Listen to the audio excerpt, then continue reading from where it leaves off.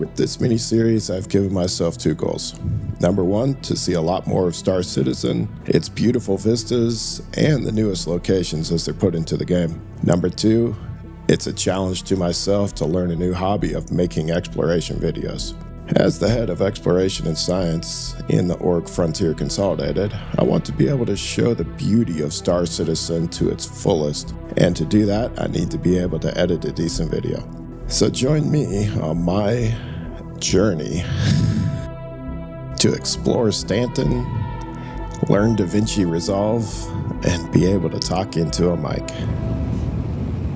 Star Citizen has hundreds of locations for us to explore using the star map, and dozens more we may never know about that have been scattered throughout the planets and moons of Stanton during the alpha builds. These locations may be used for missions in the future, and some are used right now, but it's okay to scout them early to see what they have to offer.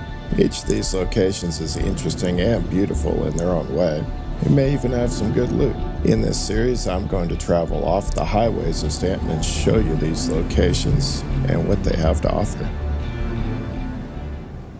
Lyria is a moon around ArcCorp that's been known for its riches of mineable rocks and its quick-to-get-to bunkers. But looking under the Hidden Locations tab under the verseguide.com, we only see one set of ruins. Adding the Crash Sites tab to the map brings up only 5 more locations marked as X's. These include 3 of the new Caterpillar wrecks, a Freelancer, and a Starfur crash. The shaded part of the map we're looking at represents the dark side of the moon in real time, and it moves right to left, so it looks as though that the mining site, Spal 2, is just now getting light, and it has a Caterpillar wreck site just next to it. Let's go take a look at it and see what it has to offer. After jumping to Spal 2, we remember these Caterpillar crash sites do have several types of missions that go to them, including mercenary and box collection missions. It's always best to get paid to do some exploring, so let's take a look at our MobiGlass and see what kind of missions are available. Luckily enough, there is a mission to clear the site of some Ninetails, and it gives us a convenient marker to the Caterpillar. Quickly editing out the drive directly into the sun, we arrive at the wreck site and begin to examine it from the air. We can see the Caterpillar has dug itself a trench between 2 rocky hills that leads up a valley just next to another very steep hill. Looking at the top of that valley, we can see the NPC Cutlass that spawn in, and none of them look to be alive at this point. If we park our ship at the bottom of this rocky hill, we should be protected from the Cutlass if it spawns. Ooh, a little too close to that rock. There we go.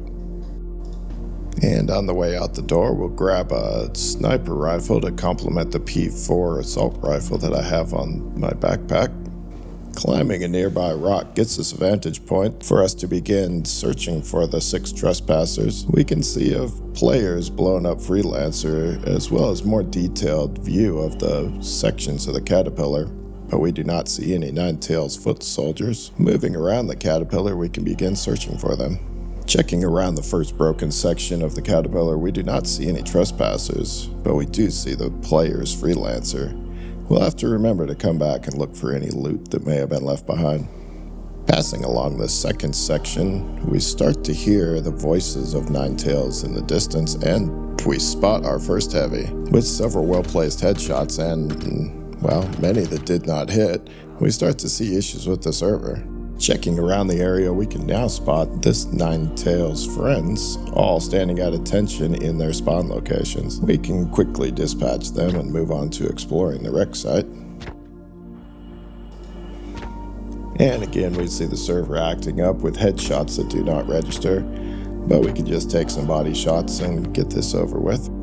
With the contract to clear the site of hostile NPCs complete, we can now move on to exploring. Beginning with looting the Ninetails for ammo and meds, we can see there were 3 heavy guards, 2 with shotguns and 1 with an FS9, and 3 mediums carrying P4s. Moving up the hill to check if the NPC Cutlass may have come in bringing enemy reinforcements, we find that all the ships have been fully killed and no NPCs are left alive for us to dispatch. Now that we're at the top of the hill and all NPC threats have been dealt with, we can begin doing what we came here to do: explore the Caterpillar wreck. Walking around the large engines of the Caterpillar, we can see just how big the ship is compared to the Cutlass engines on the left. Jumping up a small hill, we can now enter the engine room through a door that should not be open to the outside. Making sure our headlight is on, we can enter, seeing the internal engines of the Caterpillar and sparks coming from the ceiling. Looking left, we can see someone has placed a box under a Jeffries tube climb up.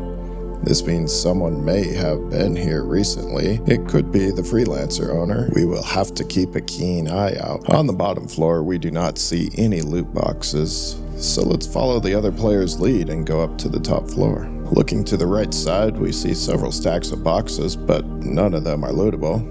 At the far end of the hallway, an emergency blue light is active, and a red light occasionally strobes from the ceiling. Looking back to make sure we did not miss anything, we move on to the next section of the wreck. Exiting from the second floor onto a cantilevered bit of metal, we can take an opportunity to see the whole wreck site, as well as look for any movement from a player or NPC that may be around. Okay, we can't pass over the opportunity for a great screenshot as well.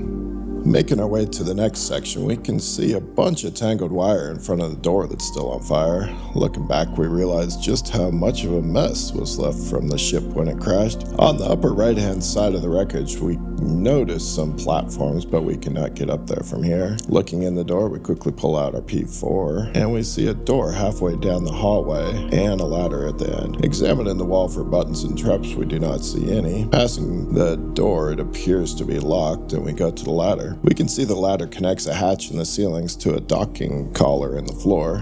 Neither the hatch or the docking collar or the door are interactable, so we'll have to find another way deeper into this section. Retracing our steps and heading around to the left of the wreckage, we can see what looks to be an entrance with a burning flare placed out in front. Checking for laser traps or the possible player ambush, we press inside with our gun drawn. From this vantage point, we can see that we are walking on the ceiling and the floor is above us. On the right, we see the door that we could not open, but on the left, we have an open hallway we can explore. Following the hallway, on the left, we see a door that we can just sneak under and no loot behind it. Checking back out at the hallway door, it appears to be sealed and we cannot open, so retracing our steps back to the hallway. Following the hallway, we can continue our search, turning up a ramp that looks as though it leads outside, and indeed it does. Coming onto another cantilevered metal platform, we turn left and we see two open doors. The far door has a platform on it as well as a bit of metal behind it. If we jump, that should keep us from overshooting, and thank goodness it was there. Moving forward, we see a dark hallway with lights at the end.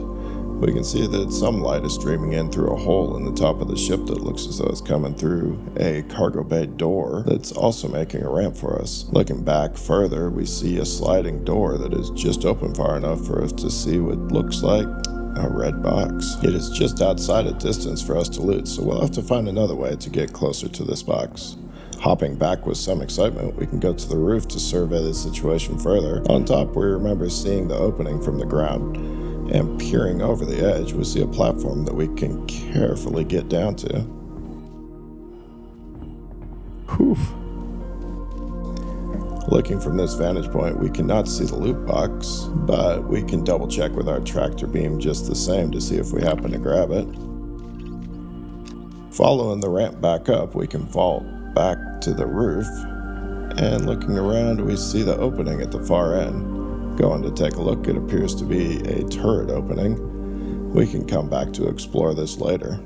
Jumping back onto the cargo door, we can check the other side for any advantages it may give us. Looking under the door, we see a blue drinks loot box. Not exactly what we're after, but still useful. We'll set this to the side for now. Checking the walking doors behind us, we cannot open them, but there is not loads of debris in front of them like the other door. Working out a plan, we can use our tractor beam to lift the box from where it is and place it just in front of the boxes that are blocking us on the other door. And then if we go to the far side, we can tractor beam it to the door that we were just in front of, and we can reach through the slit in the door to loot it. Carefully picking up the loot box, we're going to set it just in front of these boxes here. Whoa, easy, easy. Set it just in front of these boxes so we can reach it from the other side. And now jumping back on top, we're going to put our tractor beam away so that we can more carefully jump down without falling. Nice and easy. And now as we peek inside, we're going to see the red loot box just, whoa, where'd it go? Using our tractor beam, we cannot find it either. I've had this happen several times where the loot boxes, after that you move them, they disappear. It seems to be an issue with the server. But that's okay. We'll pack ourselves back up, grab that blue box, and jump out of here.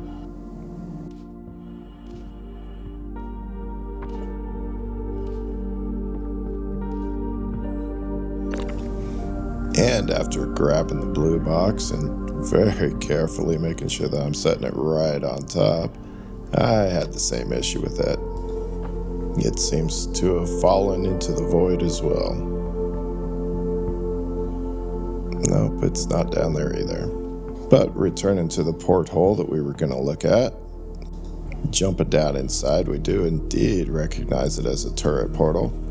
This is the third door that we noticed from the outside as we were standing on the cantilever ledge. From this vantage point, we can once again double check our surroundings to make sure that no NPCs or players have shown up to ruin our day. Moving down to the third section of the caterpillar wreck, we can pass the NPC that we first dispatched when we came in.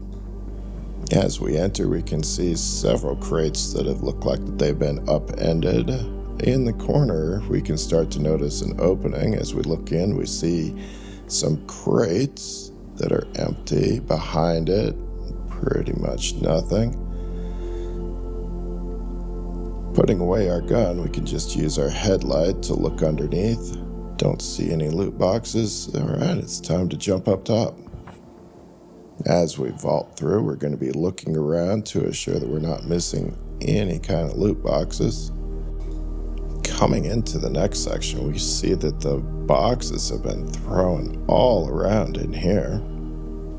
We definitely need to take our time as we're coming through so that we don't get trapped. Jumping down, we can start to see that the boxes are making ramps and tunnels for us to explore. We're going to have to check every nook and cranny. As we vault this piece right here, we look underneath and we can start to see an open door. As we look in, we can see that leads to a hallway. But we notice just behind us that there's something that we want to check. Alright, let's look down here real quick. And let's retrace our steps just to make sure that we're not missing anything. And sure enough, we see a box that we can vault on top that leads to a catwalk. The door on the left looks as though that we're not going to be able to move it. And unfortunately, it leads to a dead end. Jumping back down, take a quick peek, make sure that we're not missing anything. Alright, let's head down in here because we know that we are leading somewhere here. Looking to the right,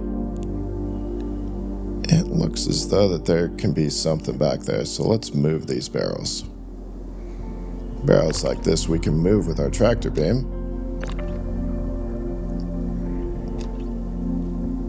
And there's usually some goodies hidden back here. Oh, they're gone. That definitely must have been a player here. As we jump up on top of these boxes, we can see that someone has already placed one of these white paths across to make a bridge. When the wreckage is fresh, this is not sitting here, so definitely someone's here. Now, I'll show you real quick how that you would make this bridge if that it wasn't placed for you. Holding R and using your tractor beam, you can manipulate these pieces to fit exactly where that you want them. And now we have a double wide.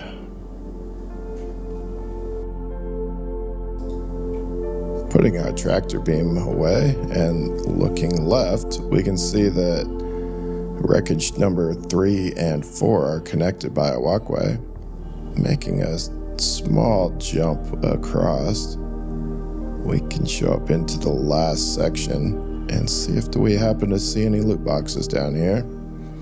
So far it looks as though everything's been gone, and it's the same in here. Using these well-placed boxes, we can vault back onto the catwalks and find our way out. Check in one more time. Oh, it's a shame that there's no boxes. Jumping down, we land right in front of the player freelancer. Okay, we've got to take a look in case that there's any goodies. As we circle around the back, we can see that the tailgate is slightly ajar. Looking inside, we do not see any cargo. And this wreckage looks to be a little bit unstable, so I'm going to leave it alone from here. Alright, getting ourselves back onto track. We have one last section of this caterpillar to explore. Pulling out our P4 just in case there's any NPCs around. As we make our way to what used to be the front end of the caterpillar, we can see one open door on the second level we cannot jump into. Several pieces of wire that are hanging down, but we cannot use that to vault our way in, so let's run up front and see if we can find a way. As we enter the caterpillar, we can see several pieces of cargo and some things that look like that they're making a ramp up top, so let's sneak around back, and we do find a place that we can vault up. Looking to the right, we can see those red pieces that make a ramp. And checking for loot. No, we don't see anything. Looking at the turret, there's nothing in the turret. Alright, let's jump out of here. As we wrap up our first adventure together, I'd like to thank everyone for staying to the end. We may have only found one red loot box that fell into the Star Citizen void, but I still enjoyed myself and hope you did as well. If you have any tips for Star Citizen or any helpful tips for editing and voiceover, please leave them down below. I know my voiceover style changed throughout the videos. I was trying different techniques. Let me know what worked best from your point of view. I look forward to reading all your comments and seeing you all on another adventure soon.